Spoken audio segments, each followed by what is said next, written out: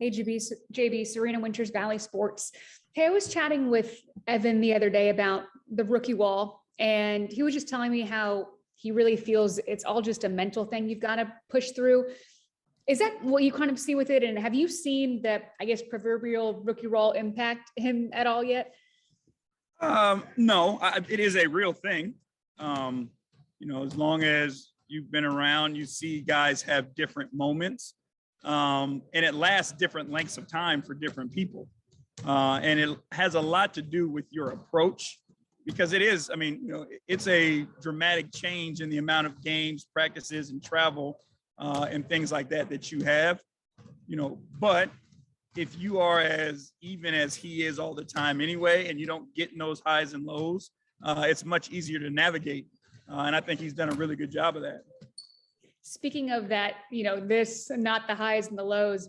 I mean, when Evan took that no look from Darius the other night and dunked over Giannis, he had what looked like no emotion, like he was just walking through a grocery store. I mean, first, what type of moment is that for a rookie to have? What does that say about his confidence? It's what he believes he can do all the time, and that's why it's not something that's exceptional to him, because it's just par for the course in his game. He went there when he caught the ball and went to go finish it. That's something in his mind he's done, hundreds of times over, different people. So it wasn't anything, that he didn't expect to happen. So, when you play that way, when you approach the game that way, which is unique, like, again, you're able to stay in that same mode all the time. Do you think we'll ever see him have a moment where he gets out of that mode? Or do you think as his coach now that he's always going to just be in that, or will he have one of those moments? He will. No, he will. And I think, you watched him in college and in the tournament and things like that when, the stakes are even higher. I think you'll see him have one of those moments where, he really expresses himself.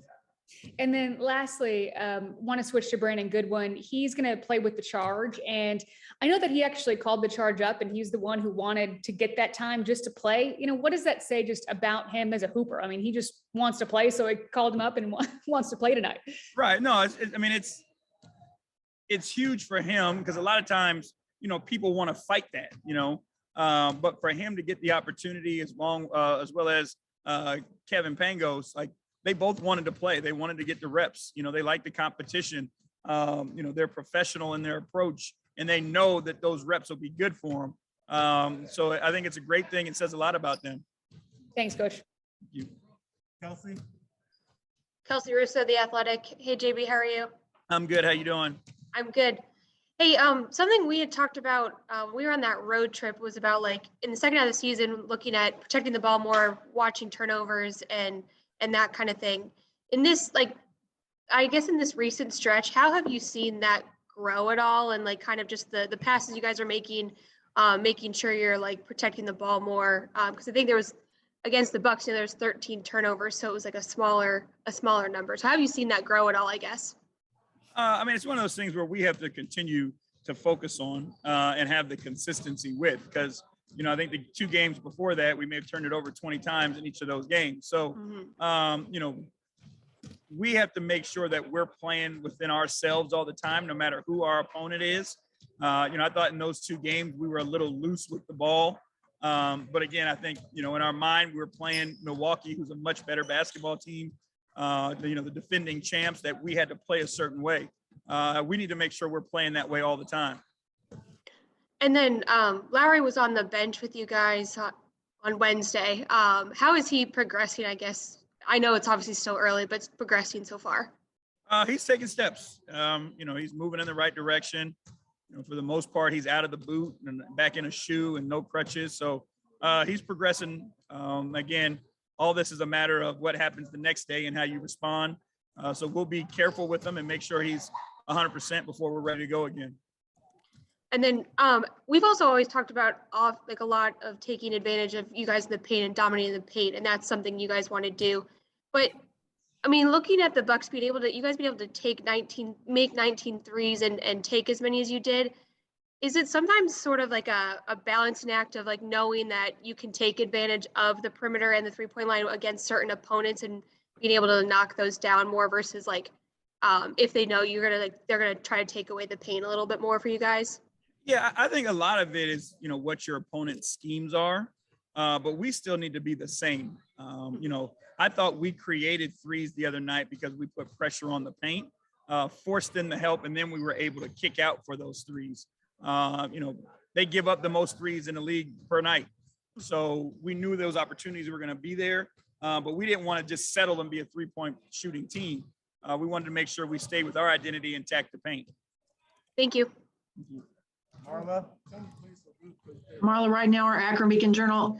Yeah, JV, just wondering about Darius. Was he able to practice today? Yep, he was good to go. I mean, this back thing, do you think he's got a pretty good handle on it? I mean, part of me almost thinks, with the AllStar game and all that coming up, he might need rest at some point, but I guess that's not possible. Yeah, I think this, stretch has been really good for us. Obviously, having 3 days off, being able to manage, him yesterday. And, if necessary, he could have gone back into the game and stayed in the game versus Milwaukee. Having Rondo there, gives you that level of comfort where you don't have to stress Darius as much. So, playing limited minutes, in that game, and then having these days off that we'll manage, properly. And, he'll be good to go. We'll make sure always that we look out for his best interest and his health. Just one quick thing about Rondo. He looked a little rusty maybe at the beginning of the game, but then he hit some big shots down, the stretch. Do you think he's getting back to himself now, after missing those games? Yeah, and his impact is going to be, how he orchestrates and does things for everybody else. His offensive game, you saw the finish when he drove to the basket, the ability to make those spot threes, but he impacts the game because he puts everybody else in position to be successful. And then defensively, he has an impact being in the right pace, coming up with deflections and steals and things like that. Thank you. Chris Fedor?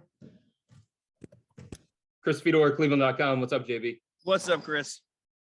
Hey, with the trade deadline right around the corner, what have the conversations been like with the front office about preserving the chemistry and continuity that you guys have within the roster, but also balancing that against an opportunity to potentially improve on what you already have? We've had a lot of conversations about that.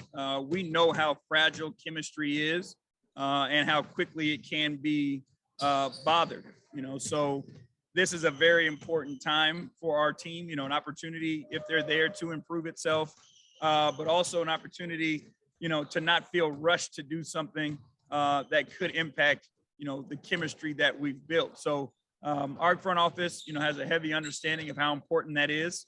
And again, they are aggressive to help improve this team. They do a lot of homework and understanding the type of people that you're going to bring in if you do decide to make a move. But understanding that we do have something good brewing here with the group that we have, and how do we complement it, if anything, but definitely not want to do something that negatively impacts it. And then my other question is, with the All-Star break right around the corner, that's technically the halfway point, but it's not really the halfway point. So, what do you see from your group in terms of where they are mentally and physically at this stage of the season? I think we're in a good spot, and to be honest with you, this three-day break came at a really good time. I think it gives you an opportunity to kind of take some time and step away, but then, still come back and set yourself for, this 2-week stint that we've got coming up, so that we can go out and finish through the break strongly and not, be so desperate to appear, to look for the break that you have mental lapses and things like that. Thank you. Thank you. Last question, Christoph? Hey, Coach. Christoph Salda says the Greece. Hope you're doing well. Coach, what is, from your perspective, what is the real ceiling of that team? And wins like this against the Bucks, what did you learn about this team? We learned what we're capable of, the performances that we're able to have, and how we do it against, the top teams in the league and what we need to do in order to be effective. I think our guys have proven to themselves that they believe in one another, that they can support one another through, really tough opponents and come out the other side with a win.